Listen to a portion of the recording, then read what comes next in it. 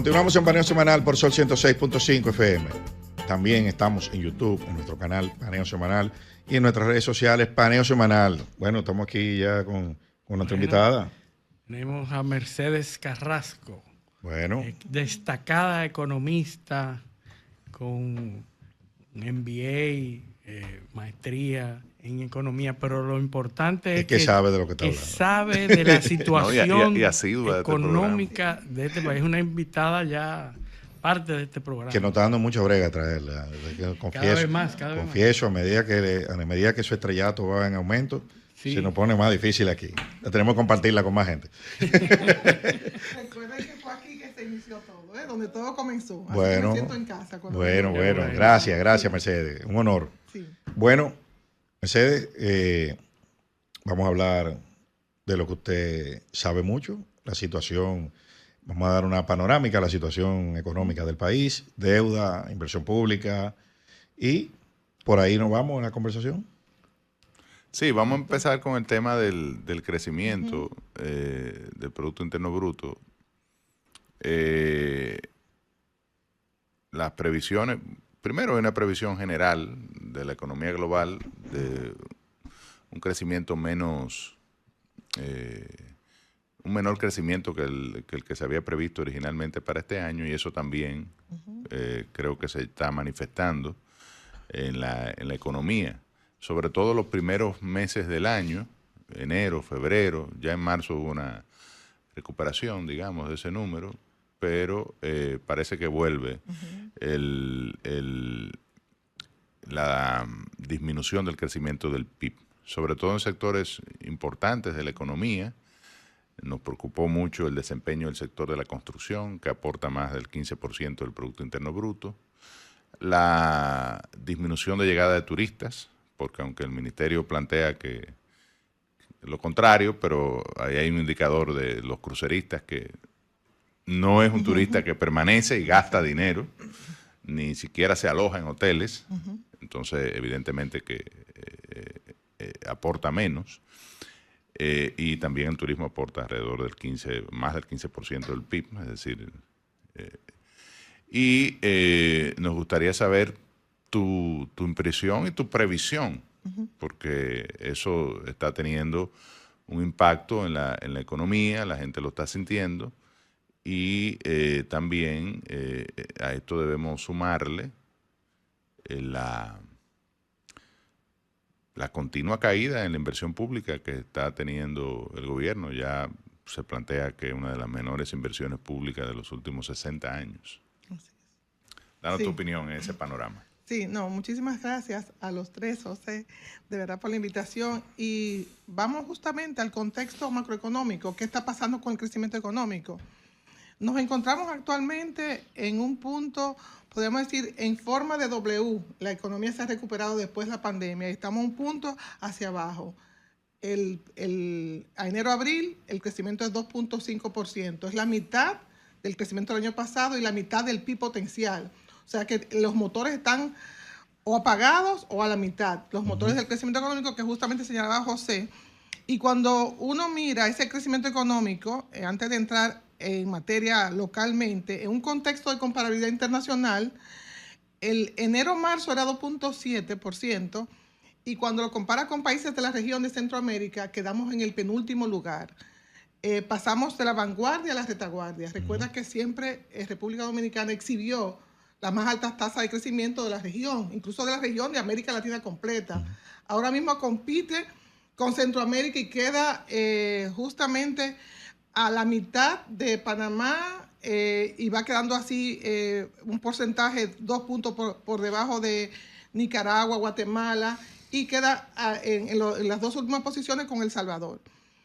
Y pasando, antes de llegar al plano local, lo que señalabas, José, de cómo se ha ido revisando las proyecciones macroeconómicas del mundo y de los, podríamos decir, de los grandes países y de las regiones hacia la baja. Toda la incertidumbre que se ha generado y que ustedes magistralmente lo analizan en su contexto geopolítico, lo que me precedió antes de entrar En en el materia. paneo, en el paneo. En el que paneo, hace. y que vengo y me deleito cuando vengo temprano y tomo nota. Gracias. Entonces, vemos que todos los organismos internacionales revisaron el PIB mundial a la baja, un punto porcentual. Tanto el Banco Mundial, el BID, el FMI, CEPAL y Consensus Forecast. Esas revisiones a la baja, también cuando se ve América Latina se revisa a la baja, y también a República Dominicana los 4 organismos los revisan a la baja, incluso al Banco Mundial le disminuye 0.7 puntos porcentuales esta semana. Entonces, estamos en un punto, ahora viendo ese crecimiento económico de enero-marzo, que es que tenemos por sectores, ¿qué es lo que está pasando?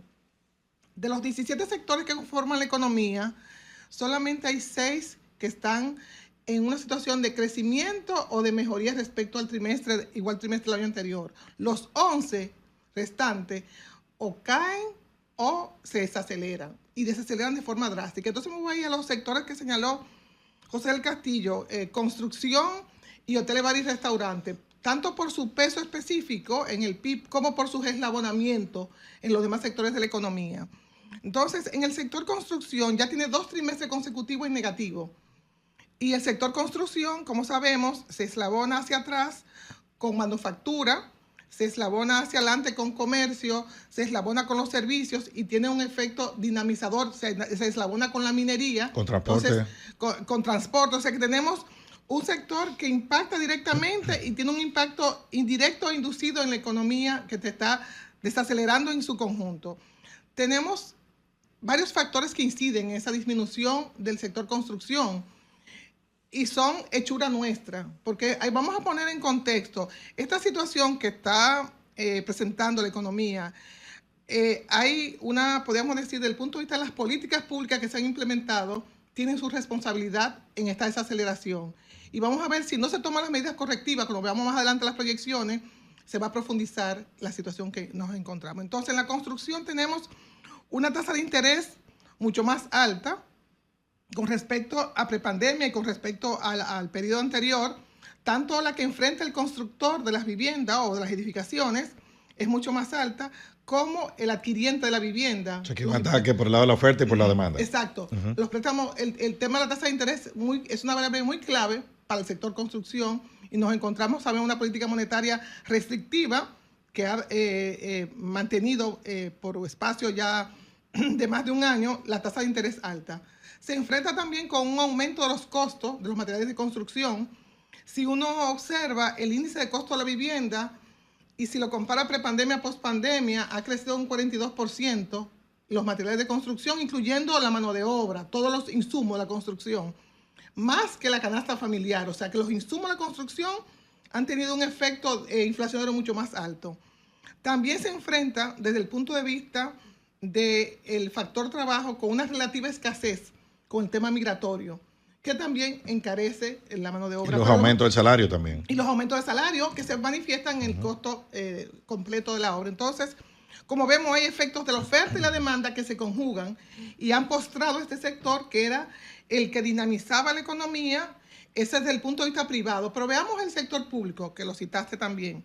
El sector público ya es una política deliberada desde la pasada gestión de esta misma gobierno. La construcción no ha sido el motor de la economía, al contrario, se ha frenado en el punto más bajo de los últimos 70 años. Si no vamos a hacer una, digamos, explayarnos un poquito ahí. Tradicionalmente, y vamos a bueno, los gobiernos de Balaguer, pero los del PLD también, y yo diría que en general es una idea de la importancia que tiene la inversión pública en el incremento de la demanda agregada y el desarrollo de la actividad económica, ¿verdad? Es un modelo, ¿verdad? El modelo keynesiano, ¿verdad? Desde el Estado, desarrollar acciones que promuevan la actividad económica. Y eso ha tenido un peso muy importante en el desarrollo de la economía y en el crecimiento económico. ¿Por qué ha habido esta caída? ¿Es un tema de estrechez fiscal? ¿O hay otro modelo pensado detrás de de esta decisión de tumbar la inversión pública, ¿no? Sí, hay una combinación y al igual que tú tenías y otros economistas y personas preocupadas por esta situación que permanece y es persistente en el tiempo, la baja inversión, porque cuando vayamos ahora en el enero-abril, la construcción pública está cayendo en un 30%. O sea, no son cifras menores, o sea, de un bajo nivel y una subejecución del presupuesto de la cuenta que es tradicional, pero este año va, por ejemplo, en el caso de Barahona, que tiene asignado creo que casi 2.000 millones, 1.900 millones, creo que nada más se ha ejecutado un 13% y vamos a mitad de año prácticamente. Totalmente. Aparte de la subejecución, obviamente que se manifiesta cuando comparas enero-abril con un 30%, está concentrada en pocas provincias. El 60% de la construcción se concentra en el Gran Santo Domingo, la zona metropolitana, la provincia y el distrito. Está concentrada en María Sánchez, Santiago y la provincia de Duarte. En esas 4 o 5 provincias se concentra el 64%. Pero lo más grave es que, además de concentrado ahí, está concentrado como en 3 obras. En pocas obras. Sí. Pocas obras y pocas provincias. Ajá. Y si una de las más emblemáticas es la línea 12 del metro, que sabemos todos los problemas que tiene, entonces ya sabemos que irradia en la economía un efecto limitado, donde de la zona metropolitana es la obra más emblemática y ya sabemos las condiciones en que está. Entonces, veamos la magnitud de la calidad, la concentración, o sea, que es un conjunto. Entonces, cuando tú me decías que si una decisión de política pública, sí lo es. Y tú te das cuenta en algunos artículos de personas cercanas a la presidencia de que marcan que es la inversión privada la que debe motorizar el crecimiento económico. Pero la inversión privada es complementaria a la pública. Si tú no le creas las condiciones, incluso el BID dice que para países en desarrollo como el nuestro, el mínimo, el piso, es un 5% del PIB. Y estamos a menos de la mitad, a un 2%. Y cuando uno mira la serie histórica, cuando el país ha pasado por crisis fuerte, lo mira desde el año 1990, ¿verdad? Esa crisis profunda, cuando Balaguer, el motor que nos hizo recuperar de la crisis, aparte de las reformas, y nos hizo tomar las sendas de crecimiento, fue un 6% del PIB que se invirtió. Lo mismo ocurrió en el 2008-2009, el presidente Fernández un 5% del PIB. Lo mismo ocurrió en el 2012 con la desaceleración económica, un 5%. Lo mismo en el 2004. Entonces, contrario a lo que hicimos en el pasado, contrario a lo que dice la literatura económica, porque todos los organismos eso es lo que recomiendan. Hasta los países desarrollados, ¿cómo se está combatiendo la falta de crecimiento económico en Europa? Bueno, hay un tema de una guerra, estamos de acuerdo, pero hay una inversión en seguridad, se variaron todos los techos, el Banco Central Europeo le permitió una inversión pero eso fue después masiva. Eso fue después pero Alemania va a generar una inversión, o está generando una inversión sin precedente en gasto militar desde el gobierno. ¿Qué pasaría si los Estados Unidos mañana deciden gastar $0 en gasto militar? Además del gasto en infraestructura que Estados Unidos desarrolla de manera constante, lo que tenemos la oportunidad de ir, por ejemplo, a Miami, nos damos cuenta que eso está en construcción todo el tiempo. Claro. Lo de la Unión Europea, del tema de la seguridad, es después de que se agota un paquete de inversión en infraestructura que se aprueba después del COVID. Estados Unidos también aprobó uno de inversión en infraestructura. Entonces nosotros vamos en sentido contrario. En sentido contrario, totalmente. Sí. Y estamos sufriendo los efectos, porque este bajo crecimiento y este crecimiento zigzagueante, porque tú recuerdas, José Almanzar, cuando vine en el 2023, que habíamos visto que estábamos en esta misma situación, en una desaceleración profunda y que caímos en 2%. Entonces, si se observa desde la pandemia, el crecimiento económico crece por efecto rebote, vuelve y cae, vuelve y crece, necesita esteroides para crecer. Entonces, es por eso, porque estamos castrando el crecimiento con la baja inversión pública. Y estamos pagando los efectos de esa baja inversión. Y tenemos esteroides en inventario. Todavía no hemos llegado al punto. Tenemos esteroides en inventario para ponerle a la economía. Bueno, ahora mismo estamos como si fuera un dilema de política. Sí. Lo necesita, pero no puede. Porque lamentablemente, con la tasa de interés alta en Estados Unidos, tú no puedes flexibilizar la política monetaria, porque entonces eso generaría la baja tasa de interés, una salida de capitales. Entonces estamos como quien dice... Pero también, Mercedes, amarrados. parecería que no hay espacio Del punto de vista fiscal. desde el punto de vista fiscal Sí. para incrementar el gasto. Sí. Danos tu opinión sobre ese tema. Sobre eso, sí, claro. Y vuelvo de nuevo, hay que repasar lo que hicimos. Recuerda ese gasto desbocado, ese gasto masivo tanto en el aumento de las remuneraciones, el tema de las pensiones y jubilaciones, el tema del mismo endeudamiento masivo que ya coloca los intereses como el principal aumento del gasto en el presupuesto. Y el déficit del sector eléctrico. Totalmente. Y el subsidio eléctrico.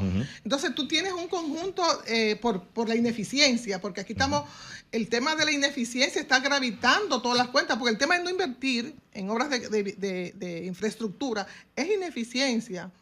Porque realmente cuando se ve los resultados del ministro pasado, no hay ninguna obra que terminó de manera concreta, y desde el punto de vista de la calidad también de esa obra. Entonces, volviendo al punto... Y lo del sector eléctrico se incrementa. Sí. El déficit por la falta de inversión. Totalmente. Es decir, si tú no inviertes en mejorar las redes, en los programas de incrementar los clientes, reducir pérdidas. En reducir pérdidas y en generación, pues entonces tú vas a tener más pérdidas, porque Sí, esto es lo que y se va a seguir deteriorando el sistema. A un nivel esas transferencias que en el 2024 se transfirieron al hoyo agujero negro 1.750 millones de dólares.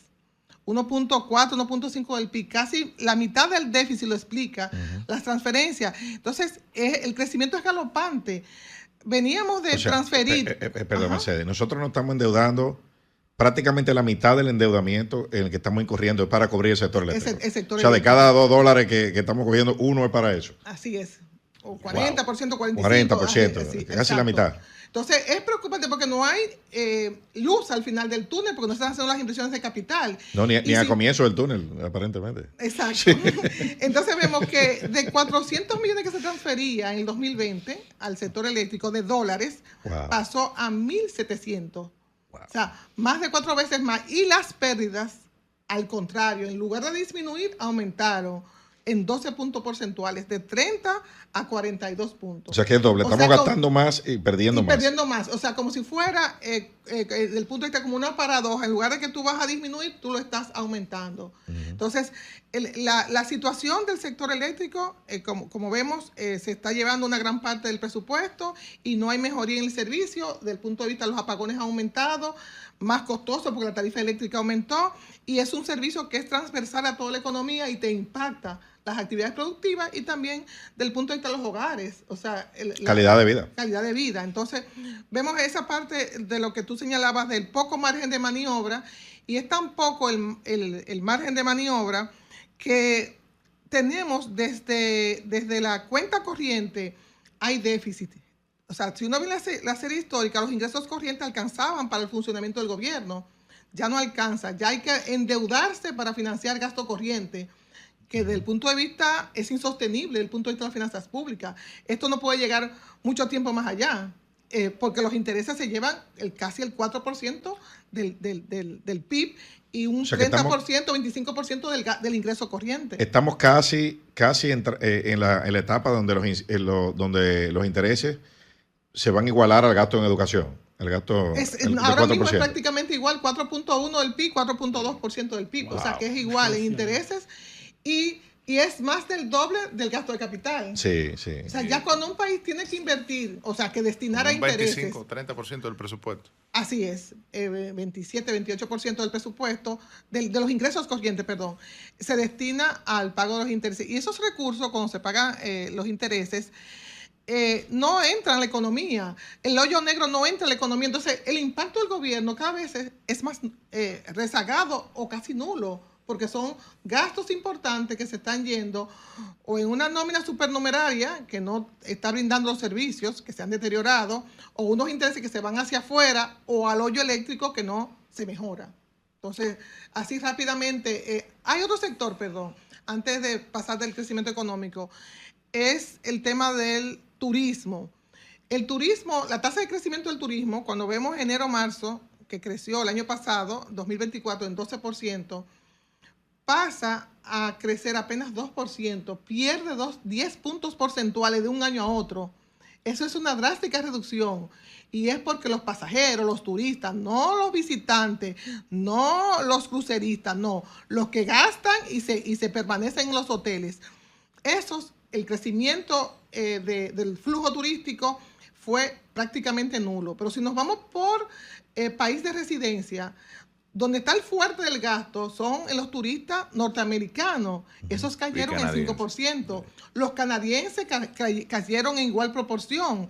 Cuando tú te vas a Europa, casi todos los países de ese principal mercado, que otrora lo fue, el segundo mercado más importante, cayó España, cayó Inglaterra, cayó Francia, cayó Italia, Portugal, todos los países de Europa. Entonces, hemos hecho una recomposición de un turista que gastaba más y su estadía era mayor por un turista procedente de América del Sur, que tiene una menor estadía y un menor gasto. Y eso está impactando tanto en la cuenta de bienes y servicios como en la cuenta de la balanza de pagos. No, y lo peor es que queremos disfrazar la estadística con cruceristas, que es un turista que no se queda en un hotel, que apenas permanece unas horas. Exacto. Y que evidentemente no gasta lo que el gasto por persona, el gasto promedio del turista que pasa unos días en la República Dominicana, y que el primer gasto es el alojamiento. O sea, así es el más importante. Entonces, como ve, hay otro sector que, si uno mira la serie histórica, nunca había caído y debuta este trimestre, que es el sector comunicaciones. Bueno, que ahí usted lo conoce todavía desde adentro. El sector comunicaciones cayó en este trimestre, enero-marzo, y nunca en la serie histórica se había visto. Y lo peor es que nos dicen por qué. O sea, no hay información sobre las razones de por qué cayó el sector. Probablemente han disminuido las inversiones y eso, la cobertura, y se ha deteriorado el servicio. O sea. Entonces tenemos también la minería, que tiene ya 8 trimestres consecutivos en negativo. Hay toda una situación de fondo para el tema de la presa de cola. La caída de la producción de barrio. La producción.